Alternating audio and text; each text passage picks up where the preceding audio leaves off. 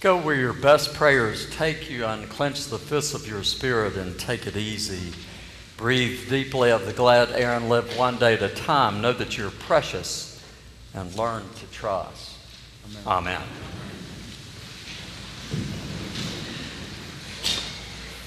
Well, good morning to all of you. I hope you're having a good summer, and I hope I can encourage you to really take advantage of the summer. Hope you're doing something good for yourself. Rest a little more, read a little more, catch up with family and friends a little more, sit on the porch a little more, or do nothing a little more because the time is short, so use it. Days are longer. Maybe just sit back and not do much. I took my own advice, believe it or not, the other morning. My typical day starts, and this is no great virtue, but it starts super early. I'd already been up 2.5 hours or so. I'd made coffee, straightened up, cleaned up the house, gone to my boot camp, had come back, and I was rushing through the shower to get ready to come to work, and already my mind had this list of stuff that needed to be done, and it hit me. I thought, good gracious, I'm not taking my own advice. Why don't I slow down for a second? And right at that moment, I was standing at one of my back windows looking out on my big backyard, and I am so glad I did, because I looked down and I realized what I was witnessing. There was a beautiful male red cardinal, just brilliant red, and 2 baby cardinals right behind him. And there was Mom off to the left. And I slowed down. I thought, I almost missed this. So I decided I'd really slow down, put my elbows on the windowsill, and I just watched them. It was fabulous. And whatever the daddy did, the babies were doing. It was really cool to watch. He would stop and peck, and then they'd jump over, and they'd peck in the same place. And then he'd go around and make circles where they followed him and did the same thing. And then he jumped under my big bed of vinca and disappeared. Well, you know what they did? They started going beep, beep, beep, real loud. I mean, you could hear it through the window. Both of them, like this alarm, like, where did you go? Well, pretty soon they figured it out. Well, they jumped in the vinca, and then I see them rummaging around, digging. It was great to watch them. And then they got back out, and they found something to peck on again, and then something alarmed them, and he jumped up on the dogwood, and then they jumped up right beside him. I thought, good gracious, this is fabulous. And what was the mom bird doing the whole time? Well, she was off to the side doing her job, what she was supposed to be doing, which was to make sure that the daddy cardinal was doing what he was supposed to be doing. I finally figured it out. Josh, after I was preaching this early, Josh said, no, she was over there on the telephone saying, where are you? Aren't you supposed to be home? But I'll leave that to him. I did not say that. You know, if I hadn't slowed down, I would have missed all of that.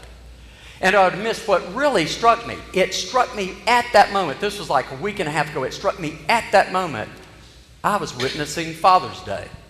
I am not kidding. It hit me. A male cardinal with his babies. And I know birds are not humans, but you know, it translates a little bit. Because that male cardinal, that daddy cardinal, was doing what daddies have done for time immemorial. He was teaching his baby birds, his children birds, how to hunt and gather and to take care of themselves, how to find food, how to survive by showing them the ropes, showing them the things that they needed to learn. Well, it is Father's Day, isn't it? So hats off to all the fathers. And you know, we really should slow down. I know a lot of dads say that Father's Day, let's skip it, let's move on to the next thing. We'll really spend our energy on Mother's Day. That's good. But I think Father's Day is really important too, to kind of complete the picture. And so I have to admit, Mother's Day is easier for me because it's objective. It's about moms. So I may project my stuff, but it's outside of me. Father's Day is more difficult for me because I am a father. And I'm kind of a mediocre father, actually. And I look around thinking all the time about what fatherhood is. I've spent the staff, we've been talking this for 2 weeks. It's started this great conversation.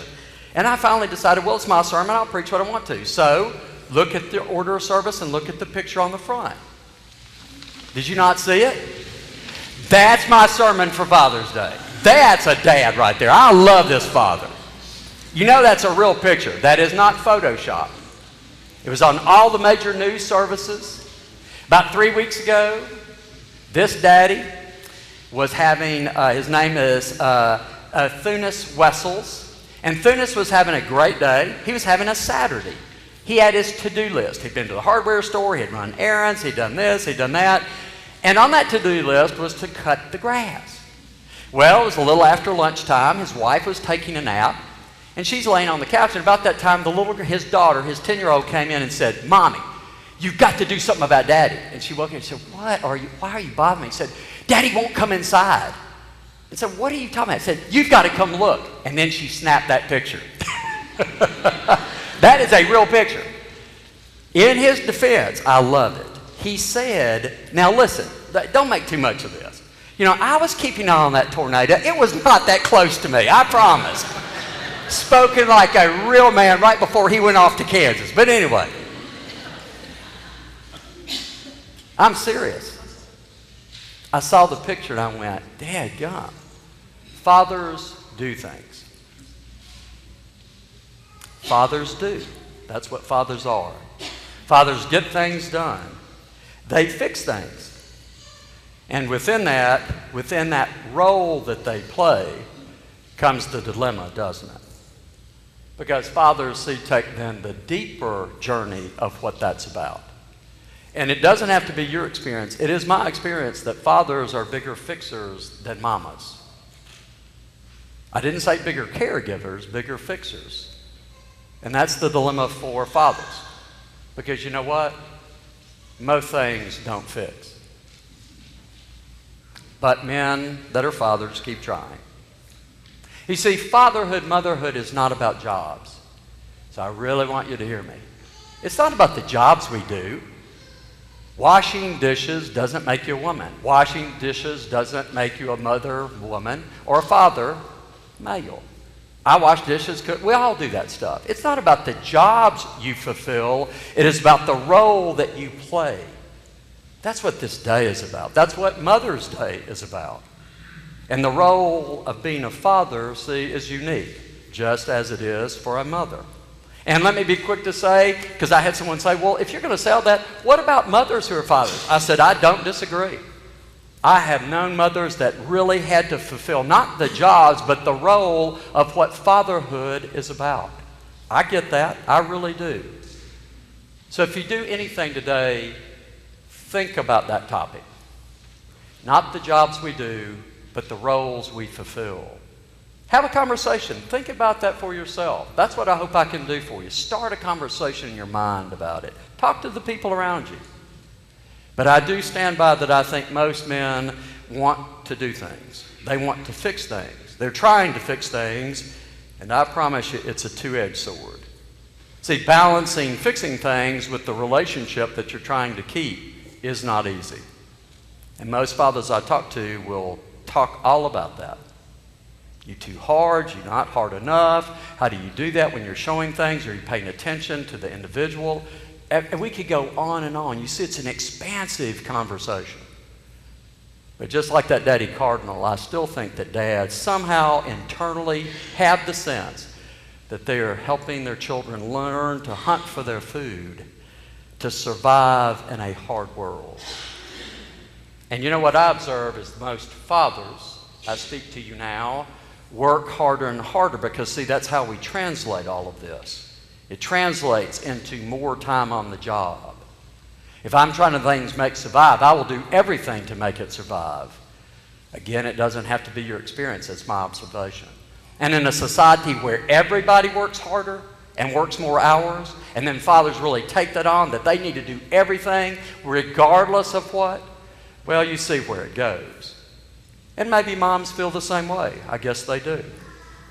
But I think dads still take an extra burden that's kind of emotional and psychological and very deep, because most men, if the women left and the father stayed, they wouldn't talk about it. Not even with me. You see, dads think that their job is to keep things stable, managed, fixed. And again, they know that they want to love their children.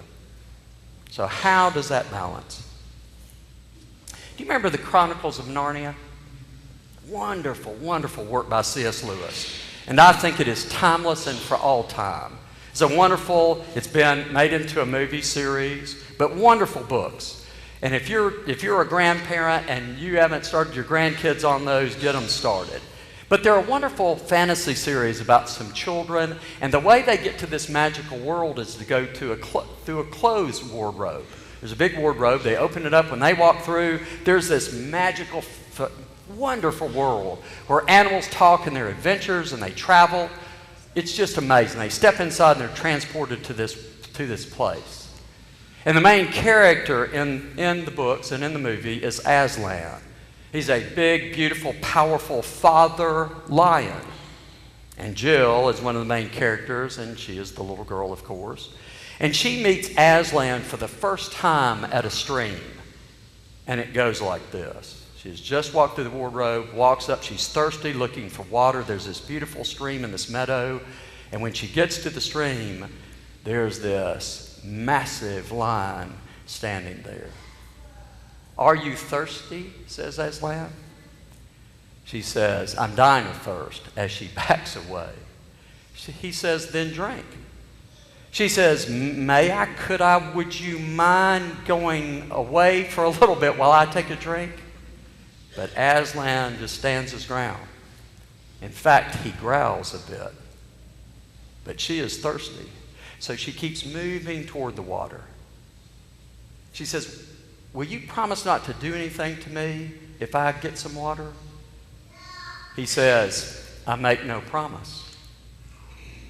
So she steps a little nearer. She starts to get water and then she stops and she says, "Do you eat little girls?" And Aslan says, "I have swallowed up girls and boys, men and women, kings and emperors, cities and realms. I am not boasting, nor am I sorry or angry. I just say it." "Well, then I'm afraid to come and drink." Aslan says, "Then you will die of thirst." "Oh dear," she says, "I suppose I must go and find another stream." He says, "There is only one stream." You get it. I do too. That is strong stuff. See, C.S. Lewis is putting his finger on something that, yes, may be troubling to some of you. I acknowledge. But it should stir all of us up. The father lion is a bit frightening. I get that. But notice that the father lion is the one who will lead these children through adventure after adventure, in and out of danger, where they will be tested. They need to be tested. And they will grow up and mature in wonderful ways, find themselves, discover their identity. But make note, Aslan never harms them. He always protects them. And he is always with them. Even when the children think he is not there, what we see in the movie and imagine in our mind's eye through the words of the books is that he is always there. He is always there watching over them. C.S. Lewis, no doubt, was a deep Christian, and he was thinking of Jesus. Remember what Jesus calls Father when he prays? This God, he calls him Father, but in his language it's more intimate. He calls him Abba. He calls him Daddy. Jesus calls God Daddy when he prays. Do you? You see how personal, how intimate that is? God is not his best buddy. God is his Father, his Daddy, in whom and with whom he has a deep and abiding relationship. Let me try it this way. I heard a psychologist that I really respect say, mothers give their children a heart.